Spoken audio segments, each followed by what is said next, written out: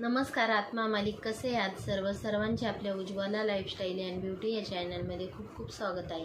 भरलेली फुले तुम्हा सर्वांना सुगंध देव, परमेश्वर तुम्हाला सुखात ठेव, अशी मी माझ्या सद्गुरूंच्या चरणी अगदी मनापासून प्रार्थना करते आणि आजच्या व्हिडिओला सुरुवात करते। चला तर आजच्या व्हिडिओमध्ये आपण भक्ती म्हणजे नेमकं काय हेच आपण आजच्या व्हिडिओत जाणून घेणार आहोत। भक्ती म्हणजे प्रेम असल्याशिवाय भक्ती होत नाही, कारण भाव आणि भक्ती ही एकच आहे। जर तुमच्या मनात परमेश्वराविषयी भाव असेल, भक्ती असेल, परमेश्वराविषयी आवड असेल, तर तुमचे जीवन आनंदमय झाल्याशिवाय राहणार नाही। या दोन्ही पण एकाच नाण्याच्या बाजू आहेत आणि त्यामध्ये जर आपण गुरुची भक्ती करत नसो तर आपल्या जीवनाला काहीच अर्थ नाही।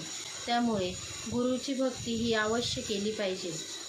भक्ती करावी, गुरूंचे आशीर्वाद मिळवावेत अशी मनात फार इच्छा आहे, पण मनातील सर्व भल्या बुऱ्या वासना निरासन केल्याशिवाय भक्तदास होणे शक्य नाही। जोपर्यंत या जगाच्या व्यवहार विषयाची आवड आहे, नातं जोडलेलं आहे, तोपर्यंत भक्ती होणार नाही। सर्व विचारांतून अंग काढून 6 विचारांचा त्याग केल्याशिवाय गुरुसेवा केल्याने माणूस भक्त बनू शकेल। 2 विरुद्ध दिशांना गाव असला तरी कोणत्या तरी एकाच गावाला एका वेळी जाता येते, तसे दोन्ही गावांना एकाच वेळी जाता येत नसते। भक्ती म्हणजे मुक्तीच्या वाटेवरील पायरी आहे। भक्ती करणे व भक्ताचा वेश धारण करणे यात जमीन आसमानाचे अंतर आहे। पण भक्त फक्त गुरुचरणांच्या सानिध्यात इच्छा करतो। जो विभक्त नाही तो भक्त, त्याने आपल्या इच्छा, आवडी, रस, लोभ सर्व काही गुरूंच्या चरणातच अर्पण केलेले असते। त्याला वेशाची चिंता कशी असणार? वेशाने फक्त अहंकार वाढतो। भक्ती ही आचरणाची गोष्ट आहे।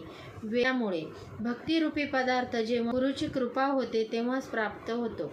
आणि तसं म्हटलं तर परमेश्वराची भक्ती ही सोपी देखील आहे। फक्त आपण जी भक्ती करू परमेश्वराची ती मनापासून केली पाहिजे। जी परमेश्वराचे नामस्मरण करू, जे परमेश्वराची सेवा करू, त्यालाच आपण भक्ती म्हणतो। जर आपण भक्तीचे बीज पेरले तर ते फळ दिल्याशिवाय राहत नाही। युगे गेली तरी त्याचे फळ मिळणारच, आत्मज्ञान होणारच आणि जन्मही घालवावे लागले तरी पुनर्जन्मात देखील केलेल्या भक्तीचे फळ आपल्याला मिळणारच। कबीर म्हणतात, भक्ती करावी, गुरुचे आशीर्वाद मिळवावे, मनातील इच्छा पूर्ण करून घ्याव्यात आणि आपल्या जीवनात परमेश्वराचे नामस्मरण देखील जास्तीत जास्त करावे।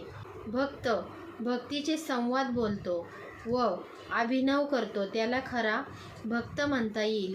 जोपर्यंत संपूर्ण आत्मज्ञान हृदयात भिनत नाही तोपर्यंत हृदय आपले ईश्वराशी जोडले जाणार नाही। जर आपली भक्ती खरी असेल तर सद्गुरूच आपल्यावर कृपा करू शकतात। मी नेहमी सांगत असते, परमेश्वराची जी भक्ती कराल ती मनापासून करा। परमेश्वराला फक्त तुमच्याकडे असलेले भाव आणि भक्ती ती खूप महत्त्वाची आहे। त्यामुळे परमेश्वराची जी भक्ती कराल ती अगदी मनापासून करा। एवढेच मी आजच्या व्हिडिओतून तुम्हाला सांगू इच्छिते। पुन्हा भेटू एक छानशा व्हिडिओसोबत। तोपर्यंत सर्वांना आत्मा मालिक।